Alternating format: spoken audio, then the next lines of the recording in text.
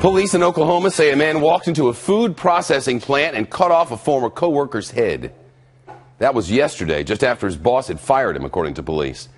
We were watching this unfold in the city of Moore, Oklahoma. That's about 20 minutes south of Oklahoma City. We have a picture of the suspect here. Police say the FBI is investigating claims he recently tried to convert his co-workers to Islam. The reason the FBI is on the case, we're told, is to try to figure out whether the suspect's religion actually motivated him to attack.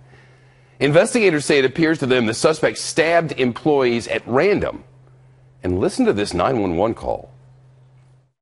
Okay, so we don't know where the person went. He went through our front office, went to the shipping office. He stabbed a woman in our customer service department. Okay, did he know her? Do you know, is that who he was arguing with? Is she an employee? She is an employee, yeah. Okay, thank you. Lock that door. Yeah, go ahead and So calm. let everybody know if you can. Yeah, we're trying. Okay. Can you hear this in the background? Is that him? He's back? Yeah, it sounds like he's running around out here. Okay. And that's a gunshot. That's a gunshot.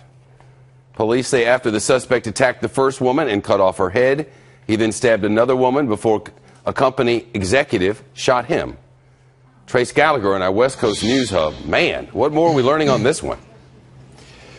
Well, police were asked if he was trying to behead the second victim as well, Shep, and they said they didn't know, but he clearly was not planning on stopping. And we now know that he was using a produce knife, which he would have had access to because he worked on the production line of this food processing plant. While he was stabbing the second victim, the CFO of the company, a man named Mark Vaughn, is also a reserve sheriff deputy. He's the one who shot the suspect multiple times, and the other employees then barricaded themselves inside the office and made that 911 call you just played. The two women victims apparently were the first ones to come in contact with the suspect as he entered the building. Shep. What more have we learned about this suspect, Trace?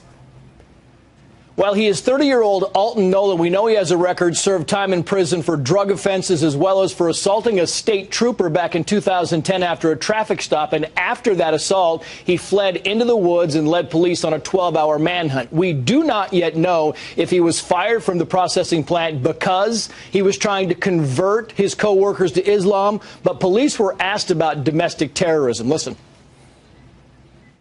Based on statements made by coworkers, that's what brought us to go ahead and contact the FBI just to get assistance on a background investigation in that nature. As far as specifics, that is under investigation, and I can't really comment on those. As soon as I can, I will.